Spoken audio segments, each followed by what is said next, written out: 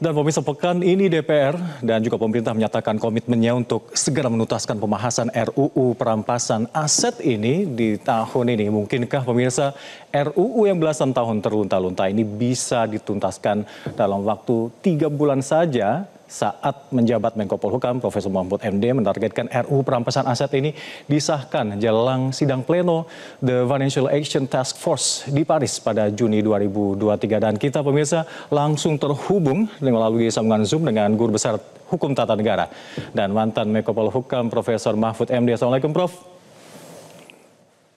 Waalaikumsalam.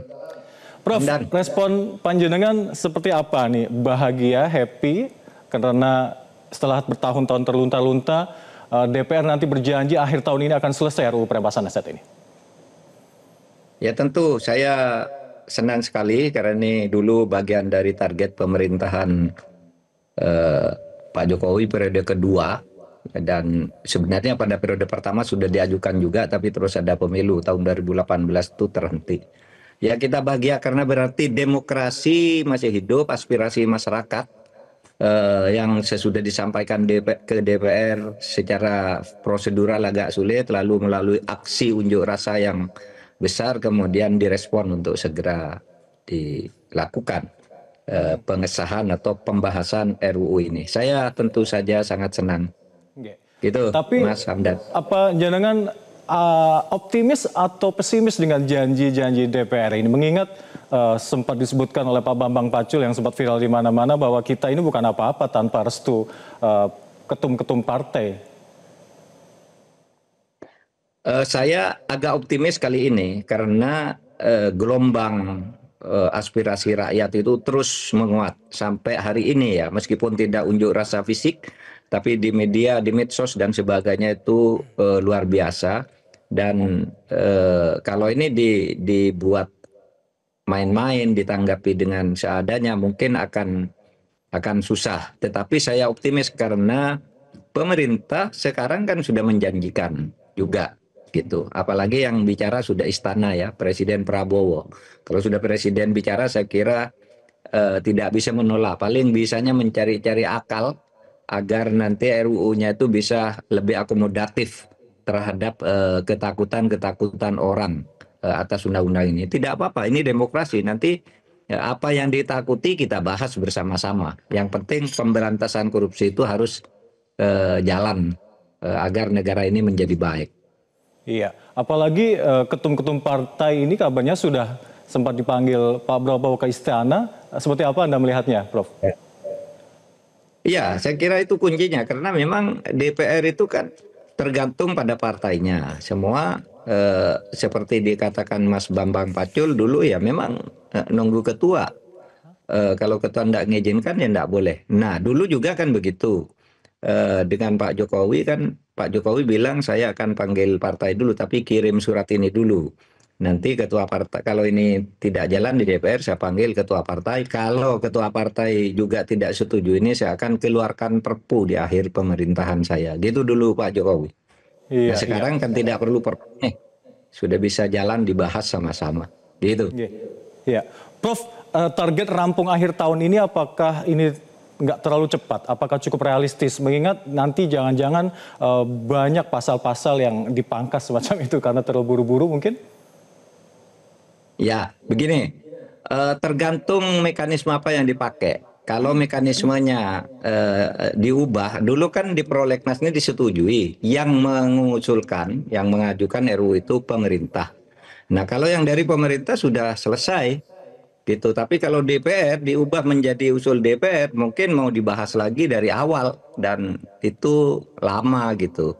Oleh sebab itu, kalau mau pakai usul pemerintah tinggal dibahas, yang disetujui bagian mana, yang tidak disetujui bagian mana. Itu saya mungkin agak percaya bisa selesai tahun ini dan itu tidak terburu-buru karena sudah lama.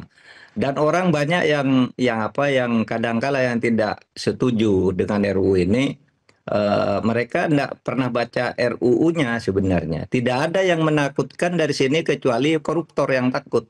Kalau orang-orang biasa, aktivis gerakan penegakan hukum pasti paham bahwa ini RUU ini bagus untuk pemberantasan korupsi. Tidak ada tindakan sewenang-wenang. Coba mari kita berdebat, di mana tindakan sewenang-wenang yang akan muncul dari RUU ini. Ada yang berkampanye hati-hati, undang-undang perampasan aset itu besarnya, tebalnya 300 halaman. Anda belum baca, jangan setuju dulu. Nah, saya yang ikut buat kok itu hanya 42 halaman, itu sudah termasuk penjelasannya ya 15 halaman. Jadi undang-undang itu hanya 68 pasal. Gitu. Iya. 68 pasal Iya, itu pun yang sudah. salah satu yang ditakutkan adalah ada pelanggaran HAM nanti di situ, Prof.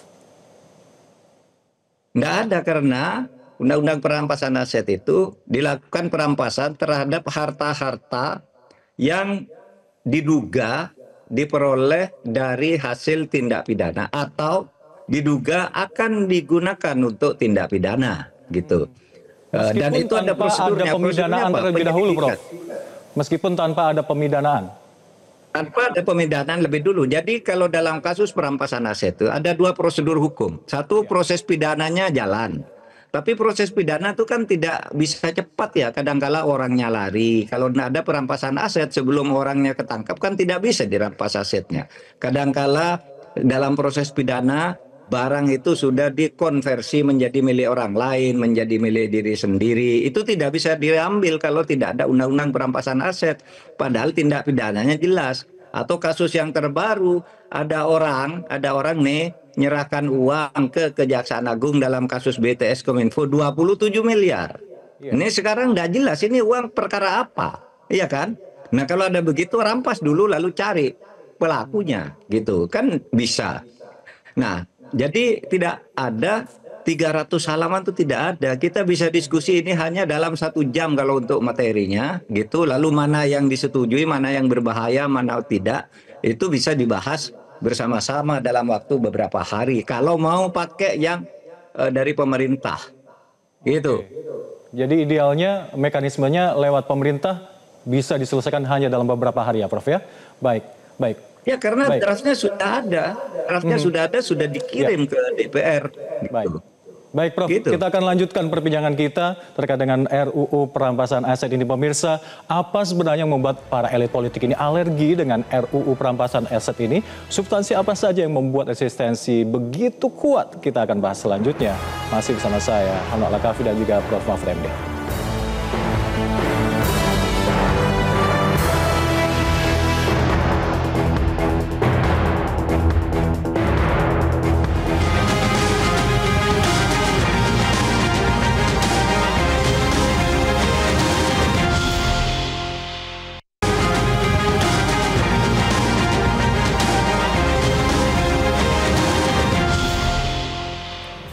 Terima kasih pemirsa, masih bersama kami di Top Report bersama saya Hanok Lakafi dan juga masih bersama dengan Prof. Mahfud MD. Prof, mungkin dari panjenengan bisa diterangkan secara lebih gampang kepada masyarakat awam yang belum terlalu melek hukum ini. Sebenarnya apa untung rugi dari disahkannya RUU perampasan aset? Oh, jangan-jangan nggak ada ruginya, untung semua ini bagi negara khususnya.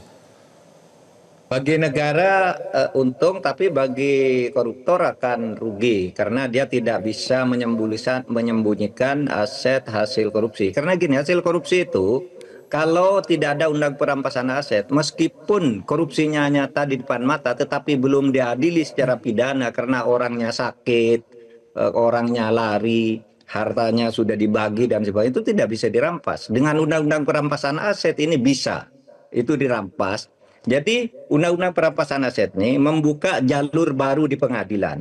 Ya, jalur baru itu artinya aset yang harus dirampas itu tidak boleh sewenang-wenang dilakukan oleh polisi, oleh jaksa, tidak.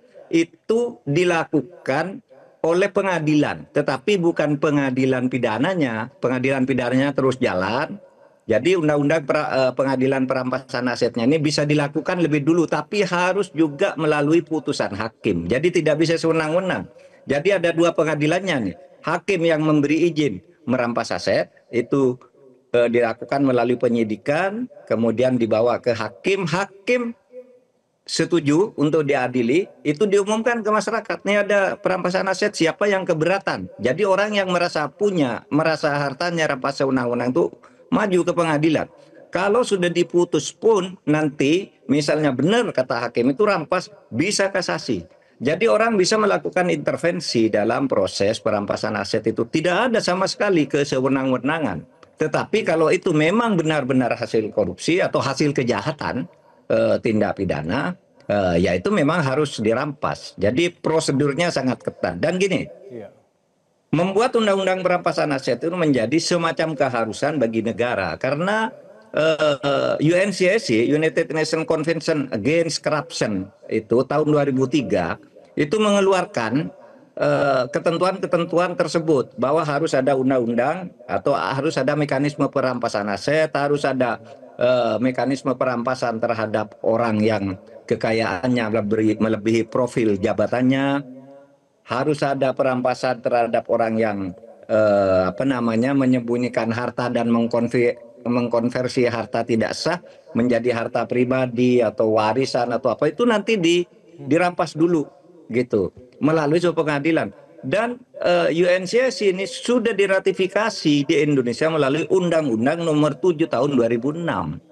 Nah, jadi sejak tahun 2006 itu sebenarnya kita terikat untuk membuat undang-undang ini, tetapi selalu bolak-balik di parlemen kita.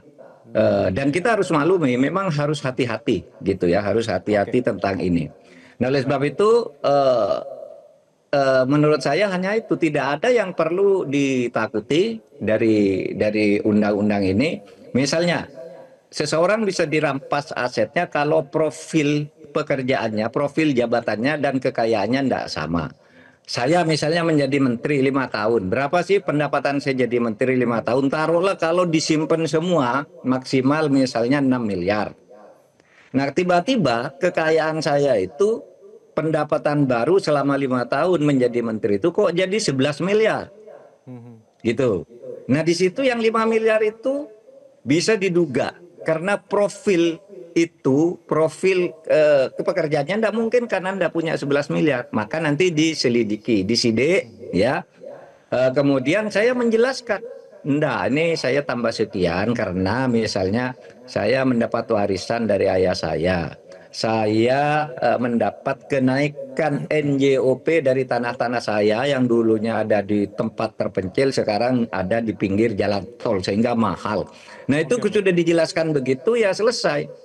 Dan polisi atau jaksa yang katanya bisa memeras dan sebagainya tidak bisa. Karena begini, ini harus diliki dulu, diperiksa dokumennya, dan sesudah itu belum boleh diambil sebelum mendapat putusan dari pengadilan, ya, pengadilan negeri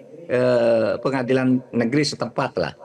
Nah, jadi kalau begitu aset sudah aman, orangnya lari. Sekarang ini banyak loh, Mas Hamdan, harta-harta itu yang diduga hasil korupsi tidak bisa dirampas karena pelakunya masih lari, pelakunya masih DPO gitu. Menurut hukum tidak boleh diambil. Nah, kalau ada undang-undang perampasan aset, ya ambil. Nanti orangnya pulang adili kalau lebih. Di putusan yang dirampas asetnya 20 miliar, ternyata vonisnya menyatakan tidak, dia korupsinya hanya 10 miliar, ya kembalikan.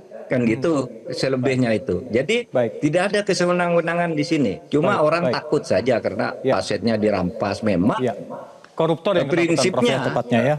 Iya, koruptor yang ketakutan. Prinsipnya perampasan aset itu menjadi prinsip utama dari UNCSC itu. Iya. Gitu. Terkait dengan disahkannya ini, nanti yang paling jelas dampaknya adalah di situ ada pemiskinan para koruptor ini.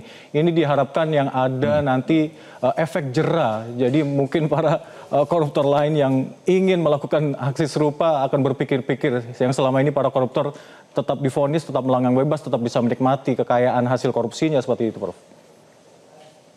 Gini, jangan takut. Gini, nanti akan ada aturan pemberlakuan di RUU yang dibuat oleh pemerintah. Selama ini pemerintah tahu, saya tahu orang itu pada takut kalau ini diberlakukan harta saya dirampas semua. Itu ada satu titik di mana dikatakan di situ perampasan aset itu dilakukan terhadap kejahatan-kejahatan atau yang diduga kejahatan untuk memperoleh harta itu sesudah berlakunya undang-undang ini. Jadi yang dulu, yang sebelum berlakunya undang-undang ini dianggap sah. Tetapi sesudah itu lalu dilihat profilnya. Anda kerja apa? Dulu waktu diangkat menjadi pejabat hartamu segini, gajimu segini. Kamu uang dapat dari mana? Tetapi sejak menjadi pejabat, bukan harta-harta yang lama. Nah, kalau undang-undang aset ini berlaku nanti, maka harta-harta yang lama itu dilaporkan, misalnya sesudah disahkan tanggal 20 Oktober misalnya, hari setahun pelantikan Pak Prabowo, disahkan hari itu. Nanti pemerintah buat peraturan, dalam waktu 2 bulan semua pejabat itu melaporkan hartanya yang ada sekarang. Itu tidak akan dikaitkan dengan perampasan aset, gitu. Sehingga aman hartanya yang sebelum berlakunya undang-undang itu. Tapi ingat, kalau terjadi bukan soal perampasan aset, korupsi juga tetap dilacak meskipun hartanya ada sebelum undang-undang perampasan aset ini, tetapi tidak dalam konteks perampasan aset. Mungkin dalam konteks pencucian uang, mungkin dalam konteks korupsi. Itu bisa untuk harta-harta yang ada sebelum perampasan aset ini. Tapi kalau perampasan aset, jangan takut. Kita sepakati dulu. Sejak berlakunya undang-undang ini, semua pejabat diberi waktu 2 bulan melaporkan hartanya dan tidak akan dipersoalkan dalam konteks perampasan aset. Itu selesai semua. Karena orang takut kan, memang harus di cut off ya, harus dipotong lah. Nggak usah yang lalu-lalu dicari-cari lagi lalu dirampas aset. Baik, Prof. Ada analis yang memberi masukan bahwa jika Presiden Prabowo serius, bisa dong Perpu dulu diterbitkan, Prof, sambil menunggu pengesahan RUU ini. Memang bisa, tetapi sebuah Perpu itu tidak boleh keluarkan kalau tidak ada kegentingan yang memaksa. Ini tidak ada kegentingan yang memaksa. Presiden sudah usul, DPR sudah akan membahas, tidak ada kegentingan yang memaksa. Kecuali nanti ada hambatan di DPR secara politis, diperlambat, diperlama, cari alasan ini, ditunda lagi, baru Presiden mengeluarkan Perpu. Kalau ini kan sudah terbuka, apalagi kalau mau pakai RUU yang sudah dibuat oleh pemerintah. Jadi usulnya yang dari pemerintah karena sudah ada supresnya, sudah tidak ada masalah tuh. Itu Mas Hamdan. Iya, selama ini apa sih, substansi apa saja yang membuat seakan-akan banyak yang mengulur-ngulur, bahwa para elit pun sepertinya mengulur-ngulur resisten semacam itu terkait dengan RUU ini? Takut, selama ini mereka takut membahas ini karena takut asetnya dirampas. Oleh sebab itu kita kasih kunci pengaman agar aset masa lalu itu tidak dipersoalkan dan kita memandang ke depan. Sejak ditetapkannya undang-undang perampasan aset ini, harta yang lalu dianggap sah tapi laporkan paling lambat tanggal sekian. Nah, sesudah laporan itu masih ada perolehan yang tidak wajar, ada dugaan tindak pidana dan sebagainya, bisa dilakukan perampasan aset tapi tidak menyentuh yang lalu-lalu. Iya, Prof, soal isu gitu yang aja. Soal substansi yang banyak disharmoninya seperti apa, Prof, pendapat Anda? Tidak banyak sebenarnya ya, cuma alasannya itu, wah nanti kita bisa jadi miskin mendadak, nanti bisa diperas oleh polisi, nanti bisa diperas oleh kejaksaan. Itu enggak bisa. Kenapa diperas? Karena yang memutuskan itu pengadilan. Cuma pengadilan sendiri malah tindak pidana, tapi diselesaikan secara perdata dengan pengadilan sendiri. Yang menetapkan tuh hakim. Misalnya si A korupsi, orangnya lari enggak ketemu, rampas asetnya melalui permintaan ke pengadilan. Nah, perkaranya yang lari ini cari terus sampai ketemu, tapi asetnya dirampas dulu. Karena kalau enggak, nanti dia lari sampai daluarsa baru pulang, habis. Enggak bisa dilakukan tindakan hukum gitu. Maka ini diambil dulu dan itu tidak bisa diperas oleh polisi maupun jaksa. Karena apa? Ini nanti ke pengadilan perampasan aset, bukan pengadilan korupsinya. Pengadilan korupsinya nanti terus jalan sendiri. Prof, pengadilan perampasan aset itu bisa dilawan. Baik, Prof, terakhir Prof, mengingat waktu kita singkat, sejauh mana peran partisipasi publik untuk terus mengawal RUU perampasan aset ini?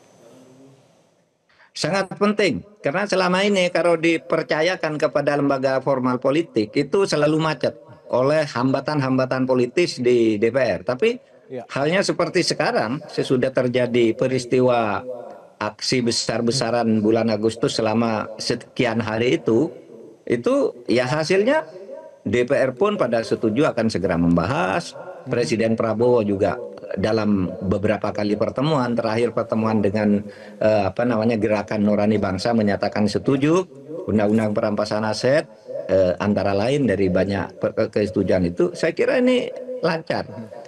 Mumpung ini masih hangat, segera Dan diteruskan. momentumnya Dan juga pas ya Prof ya? sipil, iya, ini momentumnya pas. Masyarakat sipil jangan berhenti, gitu ya, menyuarakan ini, gitu.